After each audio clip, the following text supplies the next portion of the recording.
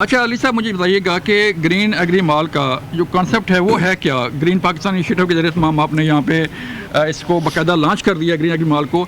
यहाँ से किसान कैसे फ़ायदा हासिल करेंगे? देखें, मैं थोड़ा सा पीछे से आता हूँ कि पाकिस्तान में जो पाकिस्तान के ज़मींदार का सबसे बड़ा मसला है ना, वो ये है कि पाकिस्तान का ज़मींदार ना तो अपनी मर्ज़ी की कीमत पे कोई चीज़ ख़रीद सकता है और ना अपनी मर्ज़ी की कीमत में कोई चीज़ बेच सकता है, और उसका इस्तेसाल होता है पाकिस्तान की मार्केट के अंदर। ठीक है। तो ग्रीन एग्री मॉल हम कोई तकरीबन 300 से ज़्यादा पूरे पाकिस्तान में ये ग्रीन एग्री मॉल का एक पूरा नेटवर्क फैला पूरे पाकिस्तान में? जी, पूरे पाकिस्तान में फैलाने लगे। और उसकी आज जो पहली किरण है वो आज हमने यहाँ से लॉन्च कर दी है, और आर्मी चीफ साहब तशरीफ़ लाए यहाँ पर, और पंजाब की वज़ीर आला मरीम नवाज़ साहिबा ने आके इसकी इफ्तिताह किया, और उन्होंने भी हमें अपना पूरी सपोर्ट दिया कि इंशाल्लाह हम इसको कामयाब करेंगे। यहाँ पे हम करेंगे क्या, देखें, हम एक लीडिंग पोजीशन लेना चाह रहे हैं पाकिस्तान की एग्रीकल्चर इनपुट की मार्केट के ऊपर, ताकि जब चीज़ें ब्लैक में मिलती हैं तो हम सस्ती करके दें, ताकि कंपटीशन सस्ता करे उसे।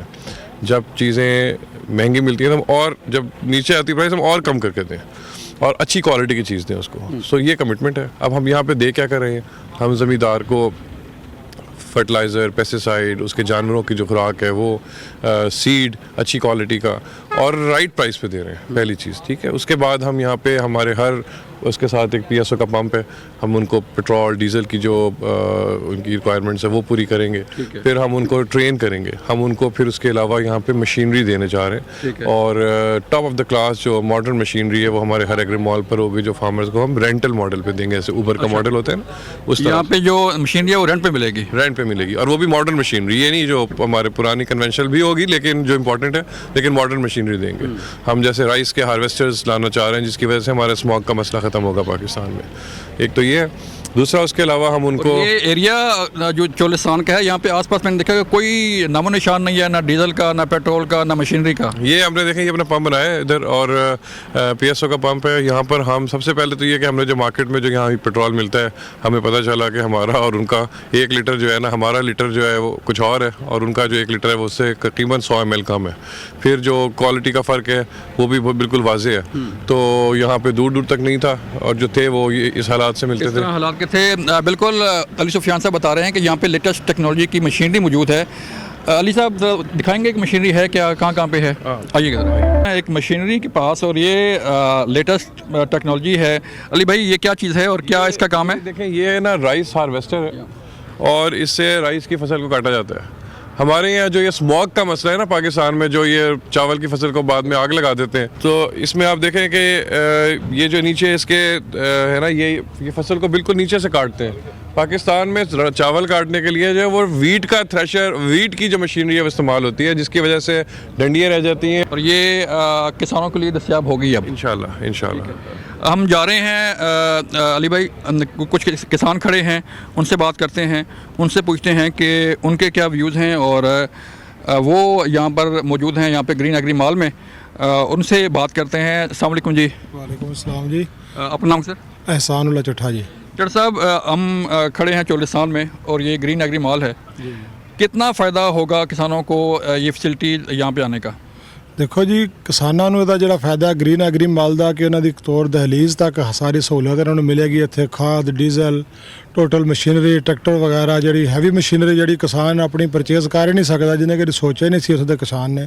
ਬੈਕਵਰਡ ਇਲਾਕਾ ਸਰ ਚੋਲਿਸਤਾਨ ਦਾ, ਇੱਥੇ ਇਸ ਮਸ਼ੀਨਰੀ ਦਾ ਕਨਸੈਪਟ ਹੀ ਕੋਈ ਨਹੀਂ ਸੀ।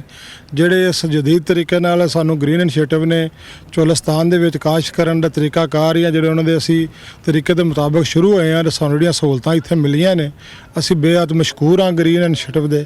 ਜਿਹੜਾ ਉਹਨਾਂ ਸਾਡੇ ਕੋਲ ਗ੍ਰੀਨ ਐਗਰੀ ਮਾਲ ਦਾ ਜਿਹੜਾ ਚਲਾਇਆ ਸਰ, ਅਸੀਂ ਇਸ ਨਿਜ਼ਾਮ ਨੂੰ ਐਪਰੀਸ਼ੀਏਟ ਕਰ ਰਹੇ ਹਾਂ। ਇਹ ਸਾਡੇ ਵਾਸਤੇ ਤੇ ਸਾਡੀਆਂ ਆਉਣ ਵਾਲੀਆਂ ਨਸਲਾਂ ਵਾਸਤੇ ਬਹੁਤ ਅੱਛਾ ਮਨਸੂਬਾ ਸਰ।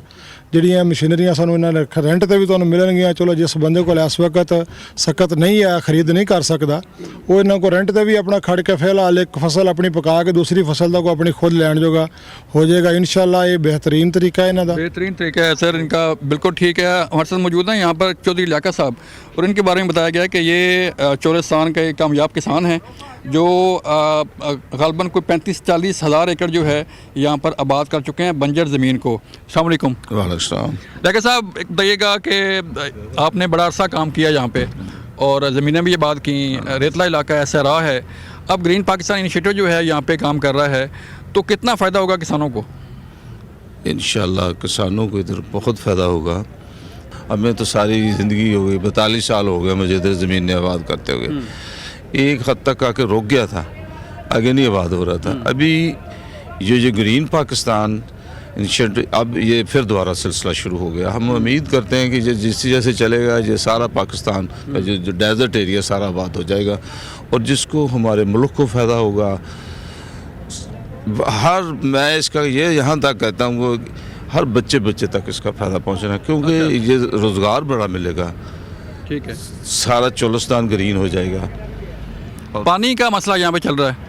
हाँ, पानी देखिए जी, पानी यहाँ पे इतना अच्छा नहीं है, बराए नाम है।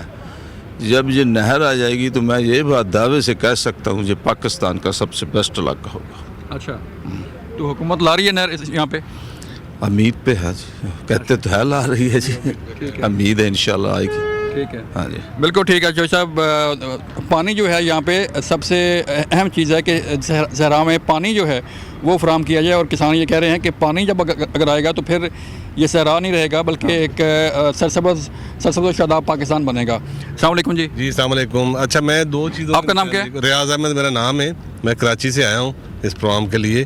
तो मेरी तजवीज़ है हुकूमत पाकिस्तान को, मैंने आज भी कोशिश की थी कि बात हो जाए कि अभी एक तो ये जो इस इलाके को आबाद करने के लिए ख़ास तौर पे जो हज़ारों साल से डेजर्ट पड़ा हुआ है, इसके लिए ज़रूरी है कि यहाँ के जो लोग भी यहाँ काम कर रहे हैं उनको गवर्नमेंट सब्सिडाइज रेट पे ये ट्रैक्टर मशीनरी मंगवाने की इजाज़त दे, ताकि उनकी कॉस्ट कम हो। ऑलरेडी यहाँ पे चूँकि पेवड़ पे काम होना तो बहुत महंगा काम है।